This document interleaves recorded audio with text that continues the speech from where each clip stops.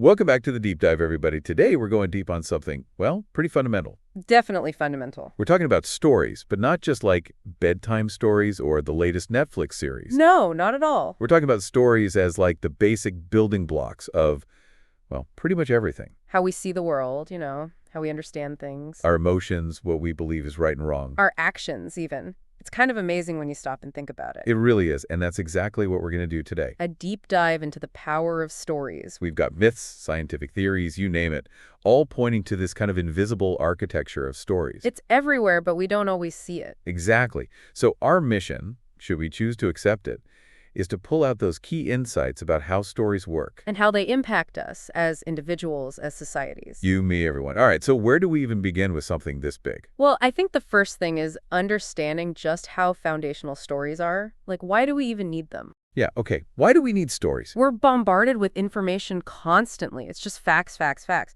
But facts on their own, they don't really mean much. It's true, they're just kind of floating out there. Exactly. We rave context. We need a way to make sense of it all, and that's where stories come in. Okay, so stories provide the context. Think about it. Narrative structure, beginning, middle, and end, characters, a plot, all of that, it creates a framework. It's like a story gives those random facts a place to live. Exactly. Take any historical event, let's say, I don't know, the French Revolution. Okay, sure. Without the narrative, it's just a jungle of dates, names, battles. A bunch of guillotines. Right. But the story tells us why it happened, who the players were, what they fought for. It gives it meaning. So even huge historical events need a story to make sense. And it's not just the big stuff. Right. Think about your own life, your personal story, your family history. Oh, absolutely. Those stories shape who you are, your identity, your values.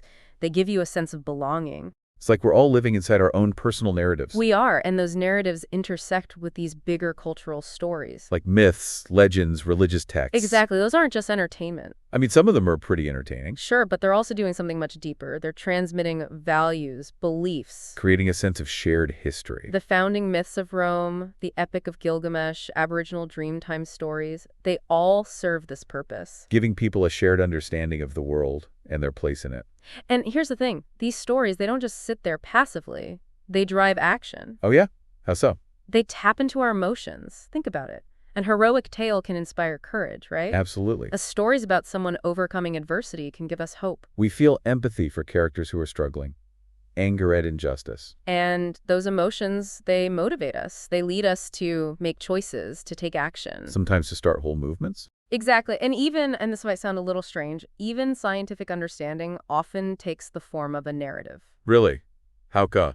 Well, think about the Big Bang Theory, for example. Okay. Or the theory of evolution. These are complex scientific ideas, but they're often presented as stories. With characters and a plot. Right. The forces of nature, the scientists making discoveries, the unfolding of knowledge over time. I never thought about it that way, but it makes sense. Our brains are wired for narrative. It's how we make sense of the world. Okay, so stories are foundational, but let's zoom in a bit.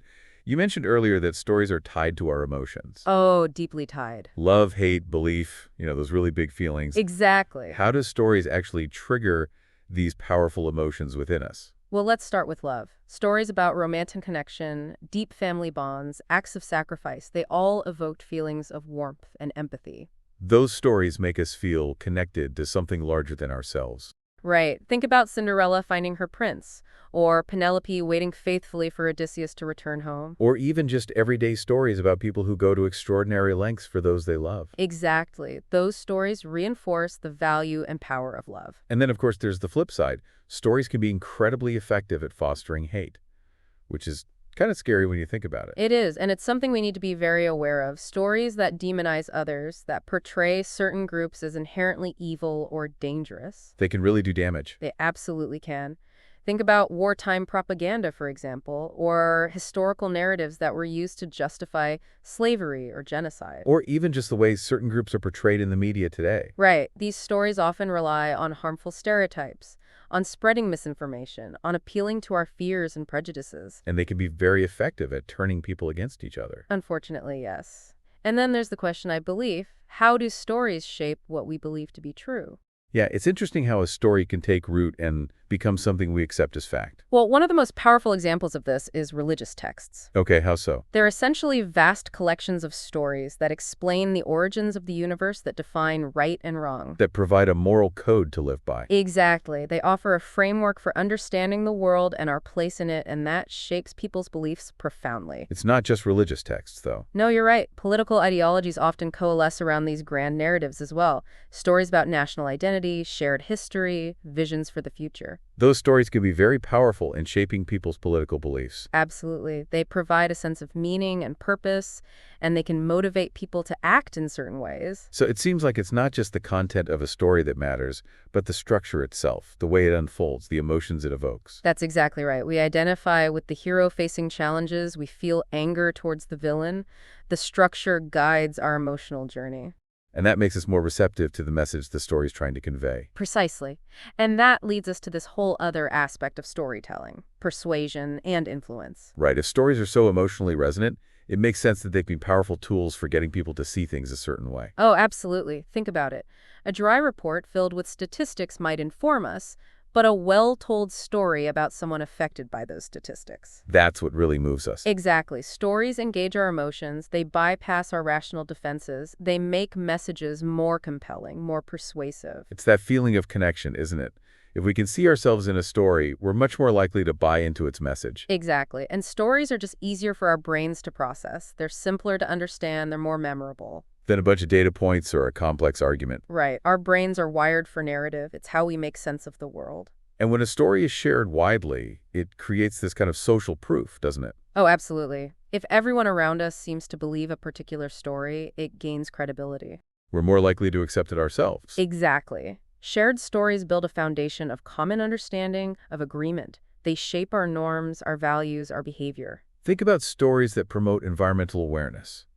Over time, those stories can shift cultural attitudes and lead to more sustainable action. That's a great example. It all comes back to this fundamental human desire for meaning and connection. We crave stories, and skilled storytellers know how to tap into that. But this power of storytelling can also be used for ill. Oh, absolutely. And that brings us to the dangers of what we might call wrong narratives, the stories that can lead us astray. This is really important. What happens when the stories we absorb, especially early on in life, are inaccurate, biased, or even intentionally harmful? It can really mess with our understanding of the world, can't it? It can. It can lead to misinformation, prejudice, even limit our potential. So if the stories we're told about history or certain groups of people are flawed, that's going to shape our view of those things. Exactly. And those biases can be very difficult to unlearn. And it's not just about facts. If the stories we internalize about ourselves are negative or limiting, that can hold us back. Think about gender stereotypes that are perpetuated through stories. They can shape aspirations from a very young age. yeah, it's like these stories become self-fulfilling prophecies. They can, unfortunately. So I think it's important to distinguish between different types of story archetypes, those that have positive effects and those that can be genuinely dangerous. Okay, yeah. Let's break that down. What are the hallmarks of a good story? What makes a story positive? Well, I think positive stories, at their core, they promote values that benefit both individuals and society. Empathy, compassion, courage, resilience. Stories that inspire us to be better people. Exactly. The classic story of the Good Samaritan, for instance. Okay, yeah. It illustrates the importance of kindness and helping others, regardless of who they are. Stories of scientific breakthroughs can inspire curiosity and a pursuit of knowledge. Stories about people overcoming huge challenges can foster resilience and hope. Exactly. They show us what's possible. And on the other hand, what are the red flags? What makes a story potentially dangerous? Well, I think dangerous stories are those that promote hatred, fear, division, prejudice. Stories that dehumanize others. Yes. Think about propaganda that was used to justify violence and oppression, or conspiracy theories that erode trust in institutions. Or stories that glorify violence and make it seem acceptable. Exactly. Those stories can have a really toxic effect on individuals and on society as a whole. It's almost like these negative stories can create a kind of blindness, you know? Oh, yeah. Like they prevent us from seeing the truth or even considering alternative perspectives. How does that happen? Well, I think one of the ways it happens is through confirmation bias. Okay, remind me what that is again. It's our tendency to seek out information that confirms what we already believe and to ignore or dismiss information that challenges our beliefs. Oh, right, right. And powerful stories, especially those that resonate emotionally, they can really amplify confirmation bias. So if a story reinforces our worldview, we're more likely to accept it without question, Exactly. And we might even go out of our way to find more information that supports that story. while actively avoiding anything that contradicts it. That's right. And it's not always a conscious process. Sometimes our feelings about a story can just override our rational thinking. Like we feel so strongly about a particular narrative that we believe it must be true, even if the evidence suggests otherwise. Exactly. And then there's the phenomenon of groupthink. Groupthink. When a story becomes widely accepted within a group, people can become hesitant to question it. Because they don't want to rock the boat. Or be ostracized. They might silence their own doubts, even if they have good reason to be skeptical. And that can lead to some really bad decisions, can't it? It can. History is full of examples of societies that embraced compelling but ultimately false narratives, and it led to some pretty disastrous consequences. Yeah, it's kind of terrifying when you think about it. So if we're wired for stories, as you said, why do we sometimes seem drawn to the darker, more negative ones? That's a good question. I think part of it might be tied to our survival instincts. Okay, how so? Well, stories about threats and dangers, they would have been crucial for our ancestors. They helped them learn how to avoid danger. It makes sense. If you hear a story about someone being attacked by a tiger, you're going to be more cautious around tiger. Exactly. And those negative stories, they often evoke stronger emotional responses, which can make them more memorable. We tend to remember things that scare us. That's definitely true. And there's also the element of learning from others' mistakes. Oh, yeah. If we hear a story about someone who made a bad decision, it can teach us valuable lessons without us having to experience the negative consequences ourselves. Like a cautionary tale. Exactly. And let's be honest, sometimes there's a bit of schadenfreude at play. Schadenfreude. You know, that feeling of pleasure we get from seeing someone else's misfortune? Oh, right. Not our proudest human trait, but I guess it's there. It is. Okay, so we've got this tendency towards the negative, but then why is it so hard sometimes to get people to buy into positive stories? That's an interesting question. I think part of it is that positive stories often lack the inherent conflict and dramatic tension that makes negative stories so gripping. They might seem boring in comparison. They can, and they might not evoke the same level of emotional intensity. We're less likely to remember them. Right, and I think there's also a degree of skepticism that comes into play. Okay, how so? Well, we're bombarded with so much negativity in the world, we can become cynical. So when we hear a story that's overly optimistic, we might just dismiss it as unrealistic. Exactly. We've been conditioned to expect the worst. So what's the key to making positive stories resonate? How do you break through that cynicism? I think authenticity is key. A positive story that feels genuine, that connects with people on an emotional level, can be incredibly powerful. It has to feel real. It does. It can't be saccharine or preachy. It needs to acknowledge the complexities of life while still offering a message of hope. So it's a delicate balance. It is, but when it's done well, a positive story can be truly transformative. It can inspire us, motivate us, and give us hope for a better future. It's making me think, what if we could somehow get an AI to analyze all the stories that humans have ever told? What would we learn? Would there be some hidden patterns or insights that would help us understand ourselves better? That's a fascinating thought. Theoretically, if an AI had access to that vast amount of data, it could potentially identify universal themes. Themes that cut across cultures and time periods. Exactly. Love, loss, the struggle between good and evil, the hero's journey. These are all archetypal stories that seem to resonate with humans everywhere. And it could also map out how those themes are expressed differently in different cultures. Right. It could analyze emotional arts, see how stories manipulate our feelings. It could even potentially find correlations between the prevalence of certain types of stories and societal behaviors. That would be amazing. It would give us a whole new understanding of the power of narratives. It would. And is our need for stories, is that just some quirky human trait, or is it something more fundamental?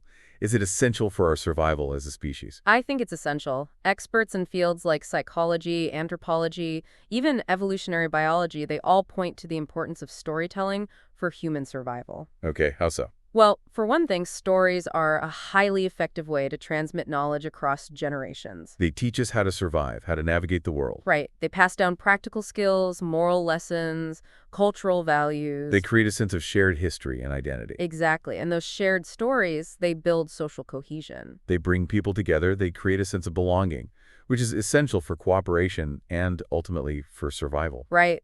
And stories also help us develop empathy. because we're able to step into someone else's shoes and see the world from their perspective. Exactly. And that empathy, it's crucial for building strong social bonds. And then, maybe most importantly, stories provide meaning and purpose to our lives. We help us make sense of the world, of our place in it. They give us something to strive for, something to believe in. And that's essential for our psychological well-being. So we need more than just facts and figures to thrive. We need stories. We do. We need stories that teach us, that inspire us, that connect us. Stories that help us make sense of the world and our place in it. It makes you wonder, is this something unique to humans? Do other animals tell stories? That's a really interesting question. Some animal behavior does seem to have elements of storytelling. Like what? Well, think about a mother bird teaching her chicks how to fly. Okay. That could be seen as a kind of basic narrative. Warning calls in the animal kingdom communicate danger. It's a story about a threat. Right. And social learning, where animals learn by observing others, has elements of narrative as well. But the kind of complex, symbolic storytelling that we humans engage in, with abstract concepts, moral lessons, fictional worlds, that does seem to be unique to our species. It's like we're the only ones who can create these intricate webs of meaning. This whole conversation is making me think about something else now. Imagine a really old tree, like a tree that's been standing for hundreds of years. Oh, wow. What kind of stories would that tree have to tell? That's a beautiful image. I imagine its stories would be about time, about the slow, patient unfolding of life. About growth and decay, about weathering storms, about witnessing the changing seasons year after year. Exactly. It would have seen the rise and fall of civilizations, the transformation of the landscape, the migrations of animals. Its stories would be about resilience, adaptation, the interconnectedness of all living things. It would offer a perspective that we humans, with our short lifespans, can barely grasp. It really puts things in perspective, doesn't it? Okay, so we're talking about how important stories are.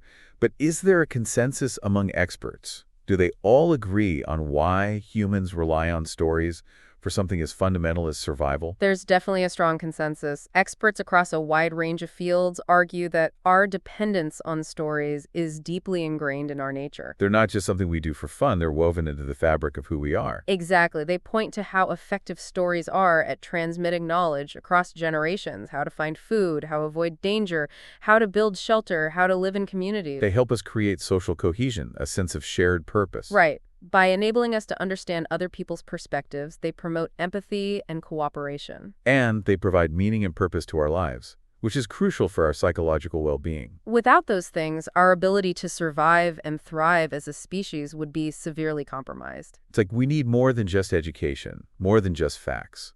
We need stories that engage our emotions, that teach us values. That's a crucial distinction. Educational narratives are important, but they're not enough on their own. We need stories that instill empathy, fairness, justice, respect. We need stories that move us, that inspire us to be better. We need stories that pass down cultural norms and traditions. And stories that encourage critical thinking. Stories that help us grapple with the big questions. Exactly. Stories are what make us human. This all makes me think about the tension that sometimes exists between science and religion.